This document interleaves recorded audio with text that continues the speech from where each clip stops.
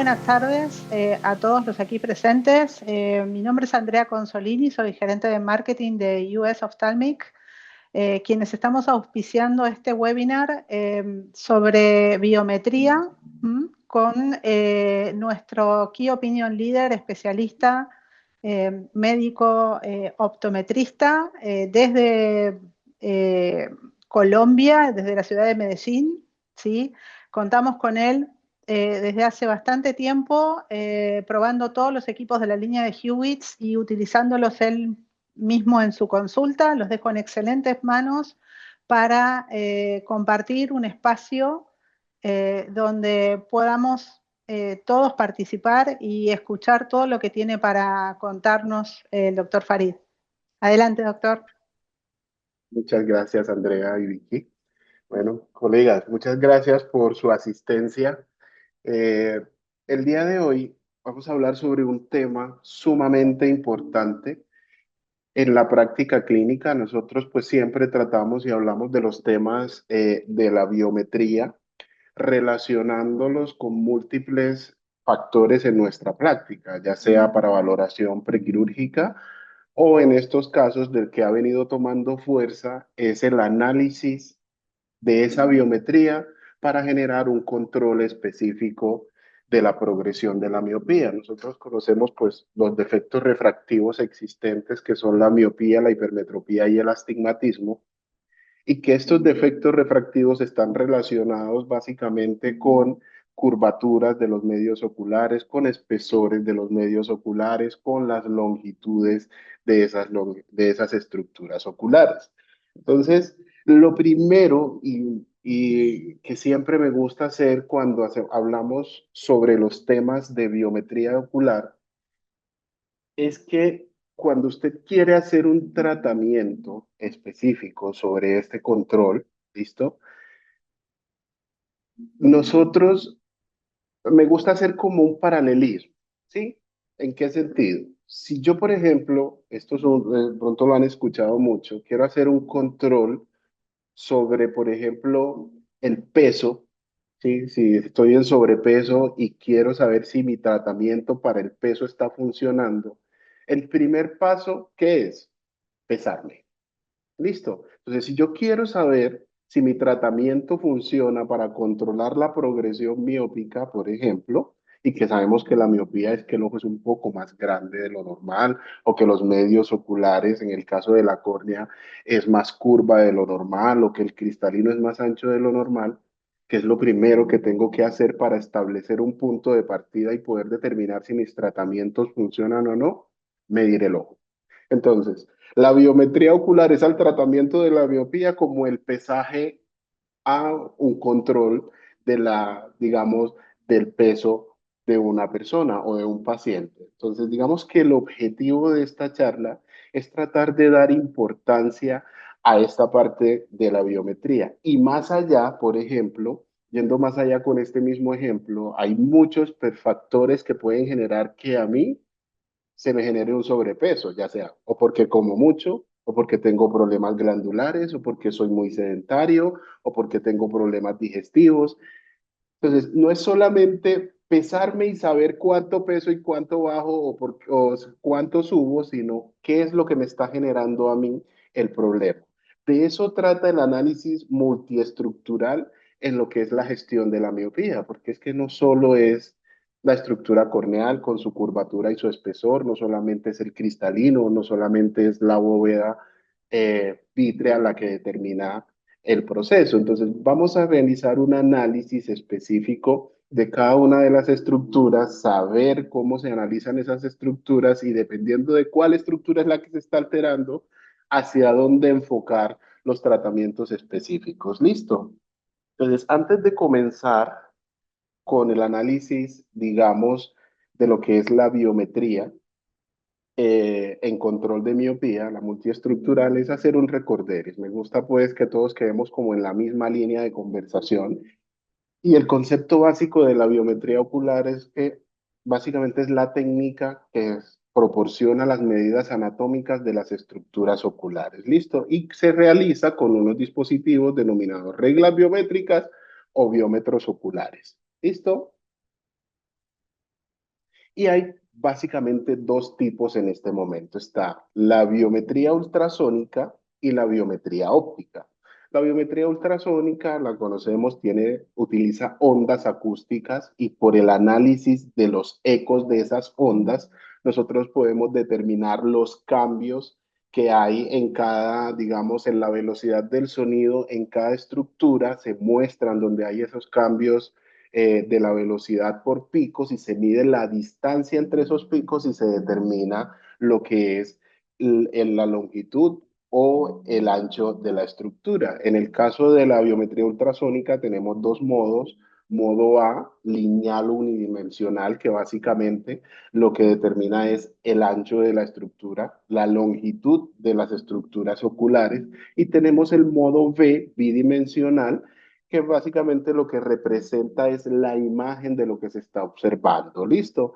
Entonces, conociendo los ecos que nosotros, o produciendo ecos a nivel ocular, a nivel ultrasónico, al pasar en cada una de las interfaces y conociendo la velocidad del sonido en cada una de ellas, nosotros podemos determinar con una simple fórmula de distancia que es igual a la velocidad por tiempo sobre 2, determinar específicamente que, digamos, cuál es la distancia o el espesor de las estructuras. ¿Cuáles son los inconvenientes? Que es que nosotros decimos, sí, la velocidad del sonido en la córnea es tanto, pero son parámetros muy calculados, empíricos, que dan un valor muy cercano, pero al final, digamos que siguen asumiendo valores específicos para poder, o valores teóricos para poder dar los resultados de la medición. ¿Listo?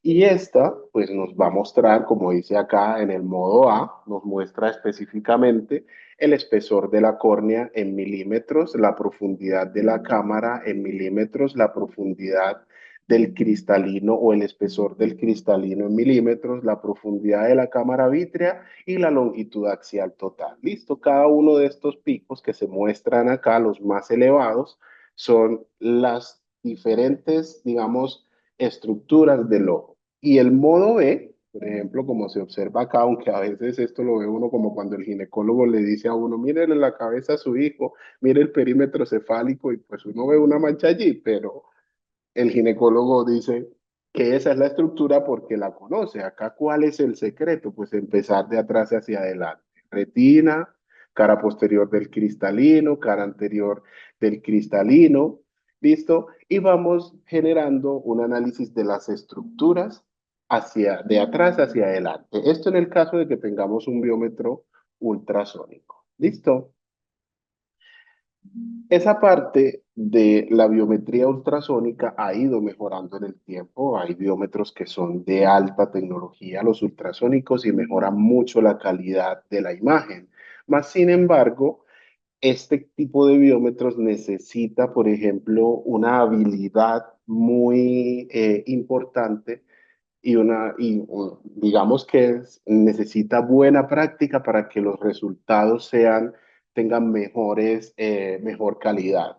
Entonces, lo que uno debe siempre observar cuando le llega una biometría ultrasónica, listo, es que los picos que se tengan en cuenta para tomar los datos sean muy elevados o lo más elevados posible. Entre más bajo sea el pico, menor fiabilidad va a tener ese resultado porque puede indicar que está fuera de eje la medición de la longitud axial. ¿Listo? Entonces, si yo no sé medir bien y no lo pongo bien ubicado, el resultado no va a ser el mejor. Otra de las cuestiones importantes es que la forma de la estructura sea regular, tenga buena regularidad para que los resultados también den picos altos. ¿Listo? Aunque no sea el objetivo, digamos, de la charla hablar de biometría ultrasónica todo el tiempo, pues es bueno conocerla porque pues algunos pueden llegar a tener este equipo, ¿listo? Y la idea es que tengamos bases para saber por qué escoger de pronto un avance en la tecnología para realizar la actividad. Súmese que si hacemos control de miopía, a veces los niños, pues tocar, tendríamos que hacerlo bajo sedación y con todos los riesgos que implica. Y por eso, pues por todos los comentarios anteriores, eh, se desarrolló la tecnología ultrasónica. esta tecnología ultrasónica, perdón, óptica, tiene básicamente el mismo principio, ¿listo? Se basa en el principio de interferencia, en el cual pues se puede determinar la diferencia entre cada una de las interfaces de los medios ópticos para poder determinar las amplitudes o el ancho o la longitud de esas estructuras. En este caso se utiliza luz infrarroja o láseres infrarrojos que van con longitudes de onda superiores a 780 nanómetros. Entonces es un análisis muy parecido al, digamos, al ultrasónico, pero se reemplaza ultrasonido por luz. ¿Listo? Y a diferencia, por ejemplo, del ultrasonido, en la biometría óptica nosotros tenemos mayor cantidad de parámetros para poder medir y conocer en mayor cantidad los, digamos, las estructuras oculares. ¿Listo? Pues como para hacer un recorderis así específico, vamos a comparar estas dos tecnologías. Por ejemplo, la biometría ultrasónica necesita contacto, la biometría óptica no necesita contacto. La ultrasónica, pues por lo general necesita anestesia para que el paciente pueda colaborar porque tienen que tocar la superficie ocular, la óptica no, ¿listo? Cuando hablamos de formación es habilidad en el manejo de los equipos. No es que no se necesite en la biometría óptica porque hay algo muy importante que hay que comentar. A veces nosotros tomamos esta parte de la biometría óptica y pensamos que esto es como hacer un examen con un autorrefractómetro. No se debe pensar de esa manera. Necesitamos cierta habilidad y necesitamos, digamos, cierta concentración para hacer las medidas de la manera más adecuada posible. ¿Listo? En el caso de la medición, cuando existen opacidades de medios, que es, digamos, lo que mantiene más a flote el tema de la biometría ultrasónica en este momento, a pesar de los avances que hay en la biometría óptica, es que si es muy opaca la estructura, ya sea a nivel corneal, si hay opacidades en la cámara anterior, si hay cataratas muy densas, pues los biómetros ópticos les va a costar más que la luz pase a través de las estructuras. Más sin embargo, ya tenemos algoritmos especiales, hay, digamos, tecnologías que permiten pasar a través de estructuras a un poco más opacas. Entonces, por eso está un no, pero con un par de asteriscos, porque hemos ido evolucionando y mejorando en esta condición. En el caso de la parte de penetración en los tejidos, listo, el biómetro ultrasónico tiene la capacidad de controlar o de aumentar la velocidad o de reducir la velocidad de acuerdo a lo que se necesite para poder realizar las tomas de una manera mucho más efectiva y más adecuada. Aquí también hay un no, pero es un no con asteriscos, porque en el caso de nuestra tecnología tenemos unos avances que permiten como unos ajustes a la potencia del láser para poder determinar con un algoritmo avanzado digamos, el análisis o la medición de esas estructuras a pesar de que existan esas cataratas densas o u opacidades a nivel corneal. Y otra diferencia muy importante es que, por ejemplo, la biometría ultrasónica, la medición la hace hasta la membrana limitante interna. Y la biometría óptica, la medición, se hace hasta el epitelio pigmentario. Por eso los dos resultados, por ejemplo, de estos valores no son completamente comparables. Que la membrana limitante interna está más interna, ¿listo? Entonces va a dar por lo general, una medición más corta porque le tienes que restar todo el resto de las capas de la retina, que el epitelio pigmentario es la última capa. ¿Listo? Entonces pueden existir diferencias y por eso cuando se hacen estas dos mediciones no se pueden comparar. ¿A dónde vamos con esto? Pues si yo tengo un biómetro ultrasónico, tengo una medida ultrasónica de longitud axial de un paciente, ¿listo? Y cuando ya el paciente se puede hacer una biometría óptica, nosotros podemos interpretar y decir, el ojo le creció. No, hay que analizar bien. ¿Por qué? Porque es que si yo estoy midiendo antes con una tecnología y luego con otro tipo de tecnología, pues tengo que determinar y decir que no es un crecimiento ocular específico, sino que cambié de tecnología y la biometría óptica me va a dar un valor diferente. ¿Listo? Entonces, eso básicamente es como un concepto básico, un recorderis específico de las tecnologías que tenemos para que las conozcamos o el que ya las tenga las use y las maneje y en algún momento llega a utilizar otro tipo de equipos, listo, tenga en cuenta esos ajustes que hay que hacer de acuerdo a los cambios de tecnología. Listo, entonces, de acuerdo a esto, haciendo ese recorderis específico y ese, digamos, balance de conceptos básicos, ahora sí vamos a hablar de lo que es la biometría multiestructural en la gestión de la miopía. ¿Por qué nos pareció importante hablar de esto? Es que la mayoría de los equipos que tenemos en el mercado para biometría óptica, listo, en gestión de miopía, tienen curvatura corneal y longitud axial total. O sea, me dicen cuánto mide el ápice de la córnea, el epitelio pigmentario, pero por lo general no me dan valores de lo que son los espesores de cada estructura. ¿Listo? Entonces, hacen esa variación o hacen ese análisis específico, pero pueden suceder cambios en estructuras diferentes que nos pueden estar cambiando los resultados. Y como ningún viento sopla a favor de que no sabe para dónde va, nosotros tenemos que establecer unos objetivos aquí y tratar de cumplirlos. ¿Listo? Entonces, por ejemplo, el objetivo de esta sesión específica es hablar y definir lo que es biometría multiestructural y cómo se relaciona esa biometría multiestructural con la refracción de los pacientes. Lo otro es que podamos traducir esos hallazgos a nivel clínico para poder hacer un seguimiento y tomar decisiones clínicas y que podamos revisar ciertas evidencias que hay, que muchos ya las debemos conocer a los que nos interesa la parte de la miopía, porque cada charla a la que vamos sobre control de miopía empieza con el susto para el doctor. Y es muy chistoso, el susto para el doctor es, venga, el 50% de la población a nivel mundial en el 2050 va a ser miope y el 10% va a tener alta miopía o no se asusta. Listo, cuando tenemos la conciencia del paciente. No nos vamos a profundizar mucho en eso porque pues muchos la conocemos.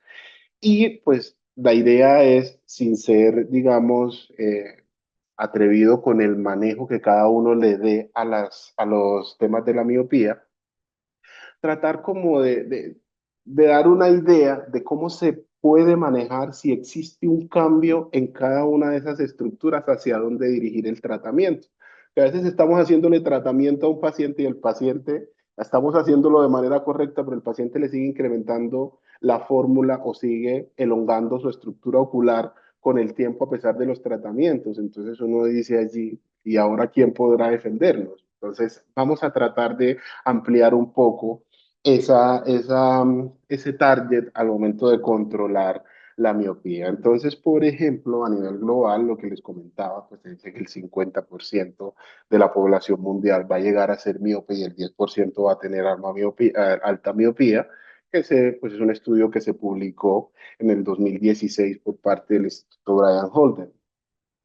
Y digamos que esto qué implica que un ojo más largo, que tenga más estructuras, digamos, en tensión, puede llegar a tener degeneración macular miópica, neuropatía óptica glaucomatosa, más riesgo de desprendimiento de retina, atrofia ópticas, digamos, miópicas que pueden llegar a generar esa creciente atrófica miópica, que es esos escotomas, perdón, esos estafilomas posteriores que tienen los pacientes. Entonces, por eso la necesidad de controlar. Pero ¿cómo sé yo si estoy controlando?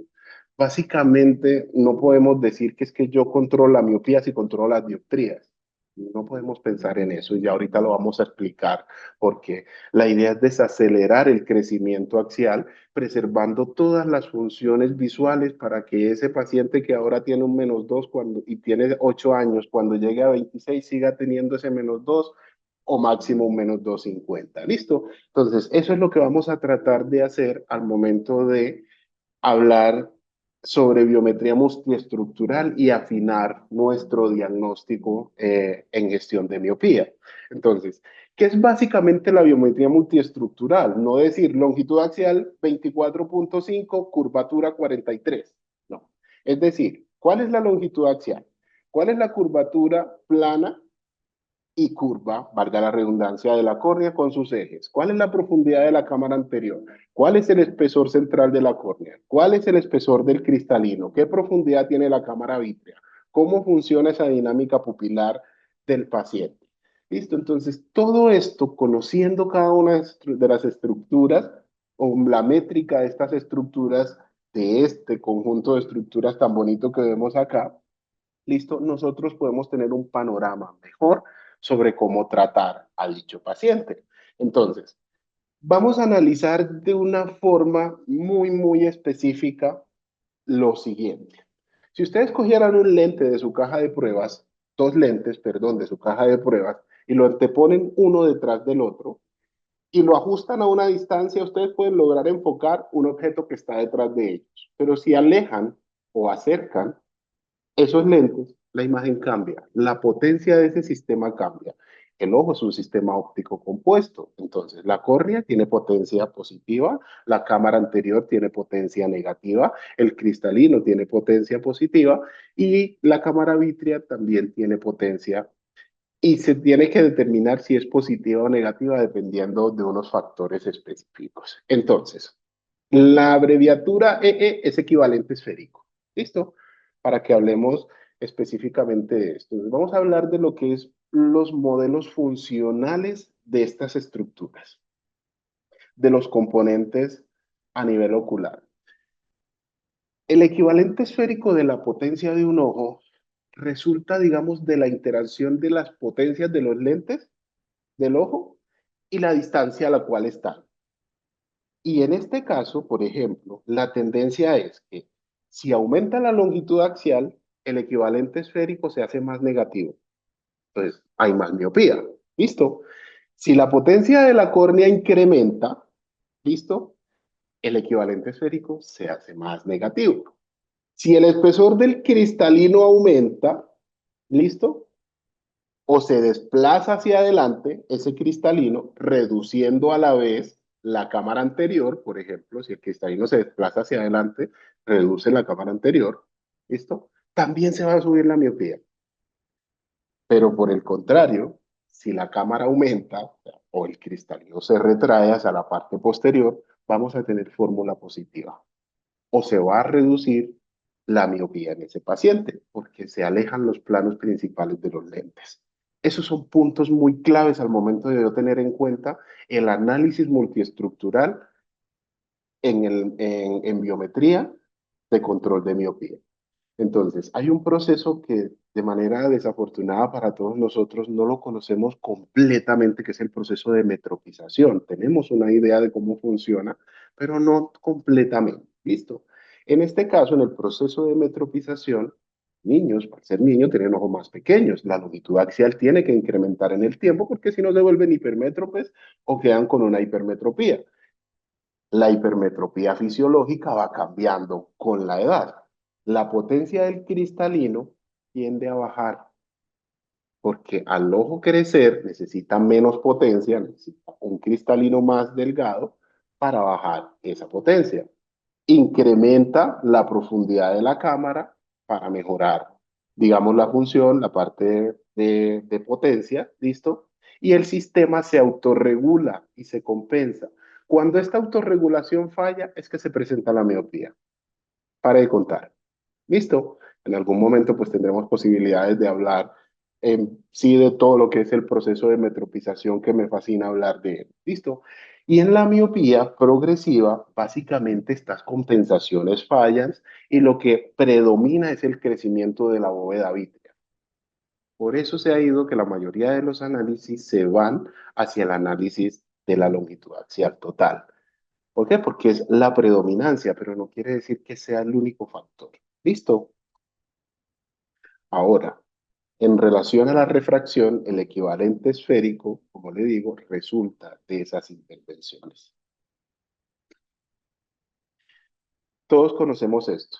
La imagen retiniana interviene o es una de las causales de lo que es el crecimiento escleral. Listo. Nosotros sabemos que la parte posterior del ojo es curva, listo, con diferentes curvas, pero los lentes convencionales, en el caso de la corrección óptica de un lente monofocal, al ser monofocal genera una imagen plana.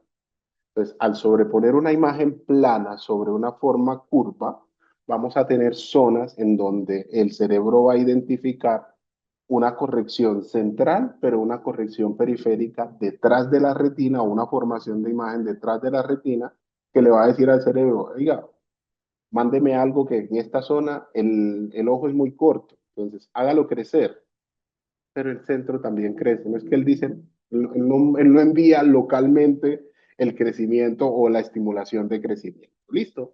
Entonces, este desenfoque hipermetrópico periférico desencadena una señal bioquímica, pues que pues, ahorita hablaremos de ella, pero no profundamente, esto porque no es el objetivo, y esta señal bioquímica genera una dinámica coroidea que se adelgaza, luego se engrosa, ¿listo? Y que es tomado como un biomarcador de crecimiento en miopía y remodela todo lo que tiene que ver la matriz celular escleral, con todos los componentes específicos que pueden llegar a reducir la resistencia de las fibras de colágeno de esa esclera y generando un estiramiento. ¿Listo? Entonces, eso es lo que genera este tipo de imagen retiniana. Nosotros, los seres humanos, no tenemos todos los mismos tipos de forma a nivel de la esclera o a nivel del polo posterior. Hay retinas que son como elipses oblatas, hay retinas que son como elipses prolatas y, por ejemplo, esa elipse prolata es la que genera ese mayor crecimiento ocular porque genera una hipermetropización periférica. ¿Listo? Y una elixir oblata son esos miopes que sin tratamiento todas las vidas tienen un -1,50. Entonces, es una de las explicaciones existentes que nosotros tenemos que entender para saber por qué existe este tipo de alteraciones y por qué los ojos crecen de manera diversa, porque no todos los ojos crecen igual.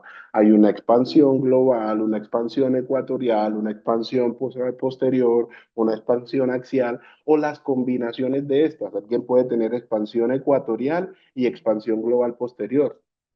Hay combinaciones específicas. Listo. Entonces, para que tengamos claro cómo es la dinámica de crecimiento ocular y los parámetros que nosotros debemos revisar. En la córnea, la queratometría en dioptrías y sus ejes que modulan la potencia, digamos, y la cantidad de astigmatismo, la cámara anterior y el espesor de la córnea, listo, que se mide en micras o milímetros, y determinan la estabilidad biomecánica de esa estructura, porque una córnea, por ejemplo, más delgada se va a ir más hacia adelante, va a aumentar la cámara, hay riesgo de queratocono y todo lo que eso conlleva a nivel astigmático y a nivel miópico.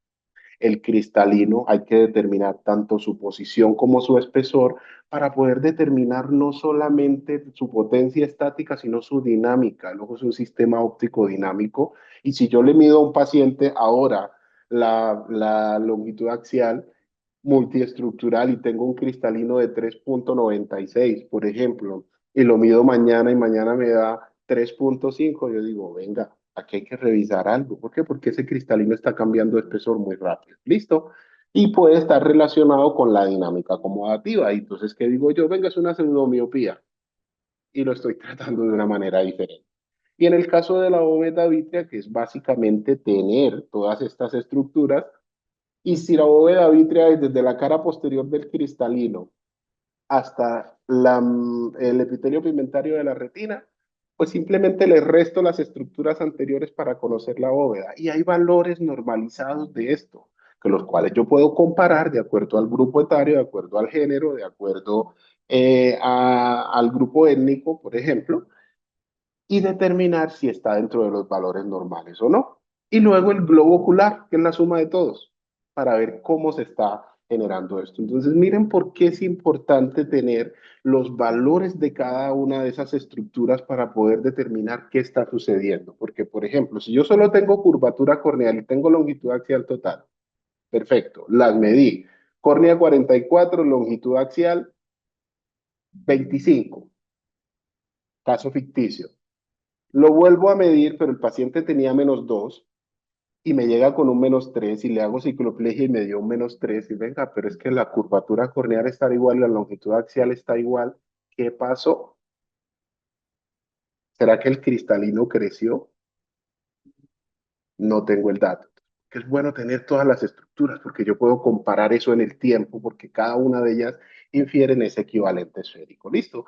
Y yo puedo determinar con las condiciones normativas valores patológicos y valores normales. Por ejemplo, en Metropes el crecimiento normal es de 0,10 a 0,20 por año en edad escolar y luego 0,1 por año.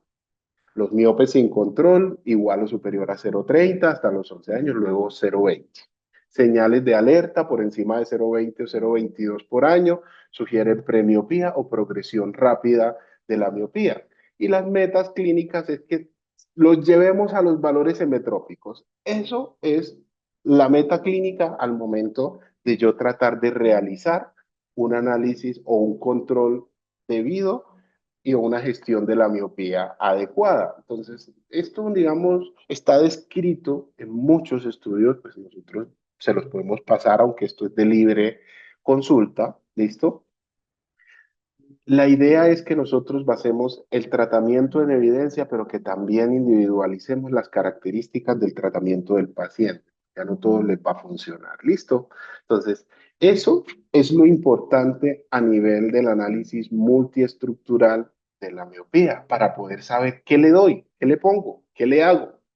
Y no a todos decir, le voy a poner lente oftálmico, DIMS, lente oftálmico HALT, lente de ortoqueratología, lente multifocal, lente EDOF o atropina. O sea, es saber, por ejemplo, a qué le apunto. Porque volvamos al tema del peso. Si yo tengo, por ejemplo, una disfunción de la tiroides y eso es lo que me genera a mí el sobrepeso, ¿para qué me mandan dieta? ¿Para qué me ponen a hacer ejercicio? ¿Me bajará efectivamente el peso? No, porque es que es la tiroides la que me está generando. ¿Qué es el orden ideal? Mándele medicamentos para bajar la producción o incrementar la producción de la hormona. ¿Listo? Y por ejemplo, es una recomendación, es lo que yo digo. Cuando realizamos esto y tenemos muchos pacientes, yo aproximadamente 12, 13 pacientes de control de miopía a la semana, ¿listo?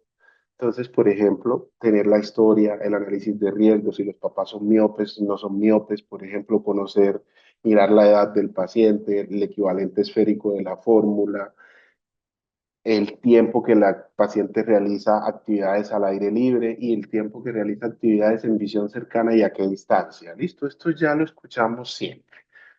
Aquí, digamos, el avance o el cambio de pensamiento es analizar, por ejemplo, la parte multiestructural de la biometría para saber qué estructura estamos evaluando y que a pesar de que a muchos no les guste la terapia visual o la ortóptica, está muy relacionado y la terapia visual funciona en el control de la progresión de la miopía. Listo, les voy a hacer un paréntesis aquí, porque es que, por ejemplo, el ojo está sumado o está supeditado a múltiples fuerzas mecánicas en todas las direcciones. Tengo músculos extraoculares y tengo músculos intraoculares. Los extraoculares para moverlos, listo, en diferentes posiciones y rotaciones, y los intraoculares para mejorar el enfoque. ¿Qué pasa si yo tengo una cuestión o un ojo siempre en convergencia? Esa convergencia me va a generar exceso de acomodación, me va a generar miosis y todo eso va a generar tensión sobre la estructura. Súmese a la presión externa y el arco de contacto que le generan el músculo, en este caso el recto externo, que es uno de los más fuertes, sobre el ojo. Entonces, si ese músculo está haciendo un arco de contacto y está empujando, y el ojo es así, y me lo empujan así, ¿qué hace? Elongarse. ¿Listo? Entonces, si yo mantengo ese tirón por mucho tiempo, por convergencia, eso me va a generar una elongación de manera permanente. ¿Listo? Entonces, la terapia, el análisis binocular es sumamente importante. Y cuando hablamos de la parte de las K, de la queratometría, lo ideal es que tengamos un análisis topográfico. ¿Listo? ¿Qué hace un niño que no ve bien? Se rasca, se frota, y esa córnea puede estar afectada. Por eso tenemos que determinar irregularidades también, ¿listo? Y poder tener la posibilidad de clasificar los riesgos que tiene ese paciente de acuerdo a los percentiles que hay digamos, en la evidencia, ¿listo? Y aquí tenemos que tratar de establecer y decir, de aquí no puede pasar, que si pasa aquí hay un riesgo muy alto. Y uno dice, Dios mío, ¿cómo hacemos todo esto? Esto me voy a demorar 10 horas haciendo una consulta. No, usted lo va haciendo y lo hace de manera estable y constante. Entonces, por ejemplo, aquí tienen cuestiones o recomendaciones específicas cuando una persona está estable o tiene un riesgo bajo. La idea es hablar con los papás, mire, no lo dejes utilizar tantas pantallas, déjalo que salga más, que cambie el estilo de vida o ponerle lentes oftálmicos y ponerle lentes oftálmicos que controlen con su tecnología específica el crecimiento o el desenfoque periférico. Si hay riesgo moderado, ya vamos con lentes de contacto blandos multifocales o considerar la atropina al 0,01, al 0,02, algunos consideran al 0,05, yo nunca usaba el 0,5, con el 0,2 me parece suficiente. Cuando hay riesgos altos, ya pasamos de acuerdo a la evidencia, a lo que más controle, que en este caso serían ortoqueratología, lentes multifocales y la atropina, como reforzando el trabajo. Y cuando hay, por ejemplo, alteraciones específicas relacionadas como miopías y astigmatismos muy altos, pasar a lentes tóricas, porque es que si yo tengo un paciente con -5, con -3, porque el lente blando que tengo no me sirve, entonces yo no le hago control a ese paciente, no tengo que pasar hacia allá. ¿Y cómo lo determino? Teniendo las herramientas necesarias, ¿listo? Y revisar a este paciente, hacerle sus análisis y mirar si las metas se están cumpliendo en el tiempo y revisar biomarcadores. Biomarcadores no es nada más que algo que está sucediendo en ese ojo que nosotros sabemos que si sucede va a tener una consecuencia, ¿listo? Y si, por ejemplo, el caso ya vemos que no nos da, nosotros tenemos colegas, partners, oftalmólogos, oftalmopediatras que podemos derivarle ese paciente para mirar qué está sucediendo, porque a veces hay enfermedades sistémicas que se asocian a estos crecimientos oculares. ¿Listo? La ideal es, por ejemplo, llevar esto a un terreno muy práctico. Si yo tengo dos casos, de miopía, pacientes de 8 años, por ejemplo, con longitud axial de 24 milímetros, pero el primer paciente tiene 43,5 de queratometría y 3,9 de espesor del cristalino, y tengo otro paciente con la misma longitud axial, pero con 41,9 y 3,5 respectivamente de queratometría y espesor del cristalino, pues van a tener un equivalente esférico distinto, pero tienen la misma longitud axial. Y uno dice, venga, ¿qué pasó? ¿Qué pasa? Porque este es miope, porque este es miope más alto si tienen las mismas longitudes axiales. ¿Listo? Entonces hay que darle importancia a las otras estructuras que también intervienen en el proceso de equivalencia esférica. Entonces, de acuerdo a esto, ya yo determino cuál es la estrategia que utilizo, porque a pesar de que tengo que controlar en un niño de 8 años 24 milímetros, ¿listo? Tengo que pensar en una estrategia que sea de acuerdo a las condiciones previas que él tiene. O, por ejemplo, un niño que tiene una longitud axial estable, pero su profundidad de cámara bajó y su cristalino se incrementó, yo tengo que revisar, venga, tiene un espasmo acomodativo, se le incrementó el espesor a este niño. No quiere decir que se le haya afectado, se incrementaron las dioptrías, pero el ojo sigue con las mismas características. Entonces, ¿qué le hago a ese niño? Tratamiento con lentes de desenfoque, terapia acomodativa y mirar para ver y evaluar si se está desacelerando el crecimiento ocular o si el paciente retoma la fórmula que venía manejando. ¿Listo? Entonces, estos casos de integración, por ejemplo, de la longitud axial con la visión binocular, yo las puedo determinar en un paciente si tengo esas relaciones específicas de los resultados de cada una de las estructuras oculares, determinar la relación convergencia-acomodación, si hay retraso acomodativo, para tratar de personalizar la corrección óptica. Y es muy, muy, muy importante, por favor, no hipercorrijan a los pacientes miopes porque una hipercorrección negativa incrementa el estímulo acomodativo que a su vez va a incrementar la elongación ocular. ¿Listo? Entonces, por eso es importante tratar de estandarizar, tratar de medir todo lo que se pueda para yo poder determinar qué es lo que está cambiando y cómo intervenir. Y la idea es la siguiente, si yo le hice la primera medida al niño a las 8 de la mañana sin ir al colegio y la segunda medida se la hago en la tarde cuando sale del colegio, que estuvo trabajando cerca mucho tiempo, ¿será que las mediciones serán iguales?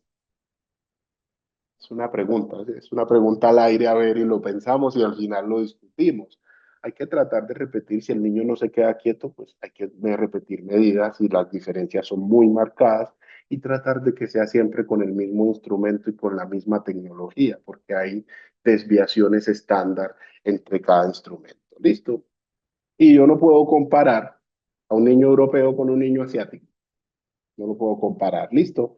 Y documentar siempre si el paciente está haciendo sus controles. Y aquí tenemos la evidencia, como se las comentaba, de aquí la importancia de tener una medición de cada una de esas estructuras, pero también, digamos, relacionar esas estructuras con las equivalentes esféricos y si ese equivalente esférico sí se está controlando y en relación a los crecimientos, por ejemplo, o al control que yo necesito hacer. ¿Listo?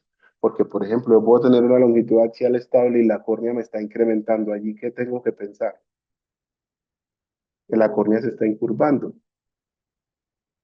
Si tengo un queratocono, si el niño tiene una alergia asociada, o sea, hay que conocer cada una de las estructuras.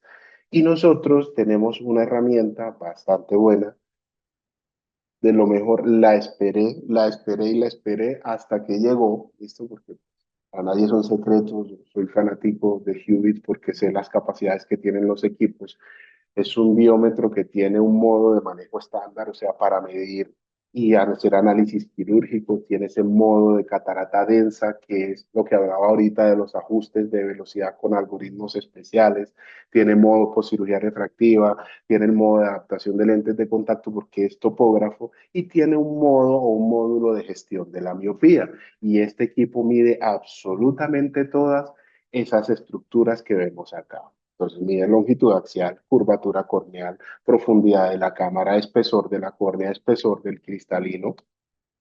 Listo, mide la distancia blanco a blanco, mide la topografía corneal, hace un índice de predicción de queratocono y hace el análisis aberrométrico. Adicionalmente a esto, pues mide los diámetros pupilares y hace pupilometría dinámica determinando la latencia o el tiempo de respuesta que tiene esa pupila antes de cerrarse, listo, la descentración de esa pupila en cada una de las condiciones de luz y otros factores importantes como el ángulo capa y la cuerda mu que sobrepasan por mucho valores o otros equipos que tenemos en el mercado que no tienen estas condiciones de medida.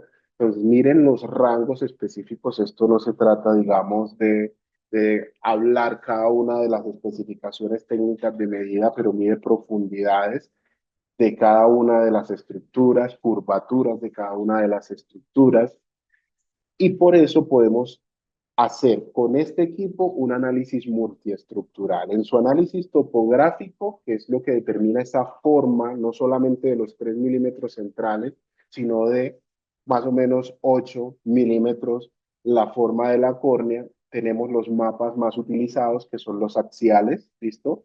Que son muy específicos al centro. La periferia, por ejemplo, pierde eficiencia, pero tenemos también los mapas meridionales o los mapas tangenciales, que también que ganan, digamos, mayor importancia hacia la periferia para poder determinar mejor la forma o la existencia de irregularidades a nivel periférico. Cada uno de estos mapas tiene, por ejemplo, una importancia y un uso específico al momento de determinar la forma específica de la corte. Acá se acaba de empezar a llover muy, muy fuerte. Entonces se puede escuchar al fondo. ¿Listo? Entonces estos mapas tangenciales nos permiten entender la córnea en su forma más real, en una esfera o en su forma de aplanamiento a nivel periférico, a diferencia del axial que la toma como una esfera específica. Tenemos los mapas de elevación de la cara anterior de la córnea, no posterior, en este caso tenemos el de la cara anterior que nos permiten determinar a nosotros la escogencia, por ejemplo, en la adaptación de un lente de contacto, si ya quieren que sea corneal, lumbar o escleral, ¿listo? Y básicamente los que nos gusta esta parte, los mapas de elevación, básicamente lo que hacen es comparar la estructura de la córnea con una esfera de referencia ideal o con una córnea ideal y todo lo que esté por encima lo pone en rojo, todo lo que esté alineado en verde y lo que esté por debajo en azul. ¿Listo? Y tenemos los mapas refractivos, que es el mapa axial, pero aplicando la ley de Snell de las potencias. ¿Listo? ¿Y por qué es importante una topografía? Más importante una topografía versus una queratometría sin demeritar la queratometría. Hago la aclaración. Porque es que la córnea no son 3 milímetros y las pupilas no son 3 milímetros. Entonces yo tengo que conocer qué forma tiene esa córnea y determinar qué tratamiento le voy a hacer, porque es que existen ectasias y si no hay ectasias existen astigmatismos y si existen astigmatismos hay astigmatismos regulares o irregulares y esos astigmatismos regulares pueden ser simétricos o asimétricos. Y dependiendo del resultado del análisis, por ejemplo, yo puedo decir, tiene un astigmatismo irregular, es una sospecha de queratocono. Si tengo un queratocono o una sospecha de queratocono, le pongo ortoqueratología por ninguna razón del mundo. ¿Listo? Entonces, es importante conocer este señor, por ejemplo, en el 99 de una clasificación muy bonita, que es cómo determinar si un astigmatismo es regular o irregular. Aquí está, por ejemplo, si el ángulo que hay entre estos dos lóbulos, por ejemplo, que están aquí, debería estar aquí completamente alineado. Pero si este ángulo se hace un quiebre, por ejemplo, y el ángulo es mayor a 20 grados, es un astigmatismo irregular. Si es inferior a 20 grados, es un astigmatismo regular, pero ya entramos a analizar el ancho que hay en los lóbulos, ¿listo? Y el largo o la potencia que hay en esos lóbulos. Entonces, si por ejemplo hay mucha diferencia entre ellos, ya podemos decir que es un astigmatismo regular asimétrico o un astigmatismo regular asimétrico. Este estudio también se lo podemos facilitar si lo desean, aunque aquí tiene una explicación breve pero concisa sobre cómo se debe manejar o se debe determinar si un astigmatismo es regular o si es irregular. En casos de astigmatismos irregulares, pensar en la adaptación de un lente de contacto ortoqueratológico o un lente tórico, pues los análisis no, los resultados visuales no son los mejores. ¿Listo? Entonces, nosotros en nuestro equipo tenemos la posibilidad de tener todo esto, un mapa detallado de la córnea, mostrar, digamos, de acuerdo a esas características, tomar una decisión terapéutica. ¿Qué pasa? Somos un topógrafo de Plácido, dependemos de la lágrima. ¿Es importante o no? Sí es importante. Y es importante tenerlo para poder determinar cada una de esas características, porque si yo voy a adaptar un lente de contacto, es mejor una topografía. Si voy a poner lentes ortoqueratológicos, mejor topografía. Si quiero mirar la potencial agudeza visual que el paciente va a tener con un lente, también una topografía porque va a depender de la regularidad. ¿Listo? Y tenemos estos índices, el KPI que se utilizan comparando o sumando las características de varios subíndices. Por ejemplo, tenemos el índice de asimetría de superficie.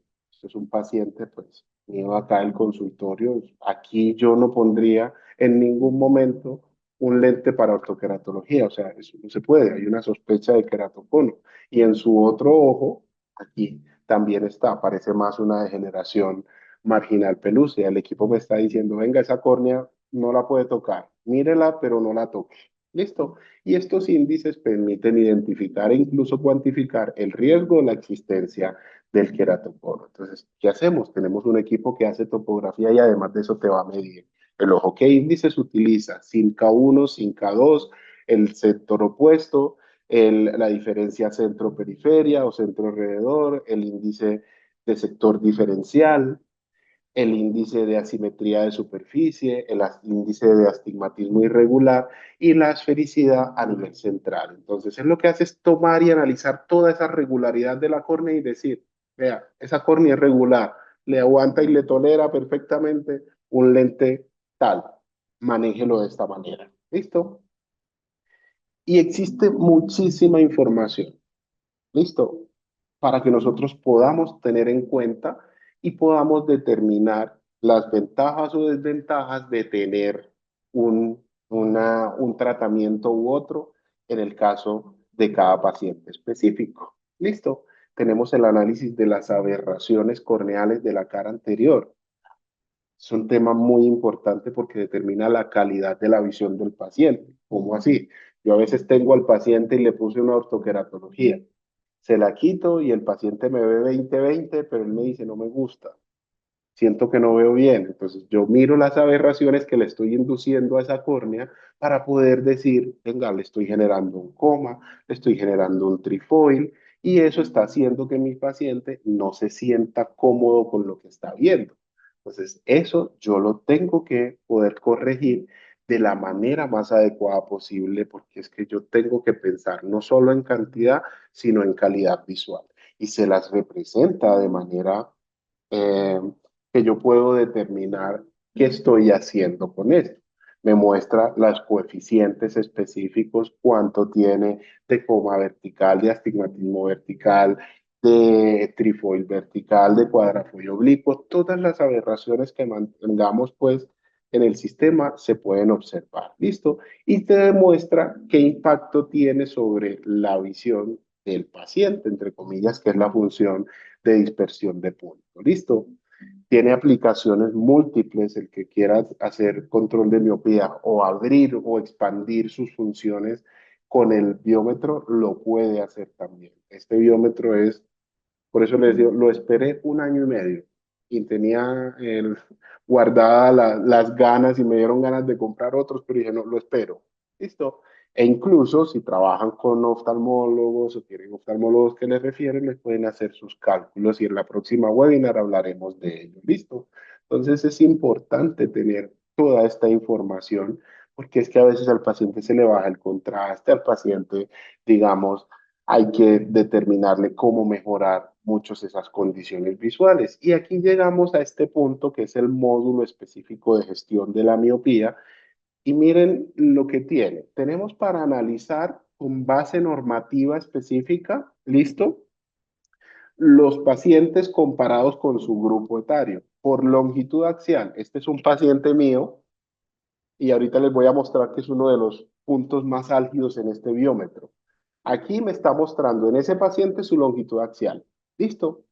Y la longitud axial que está, mire que tenemos 4 medidas de 4 años anteriores. ¿Listo?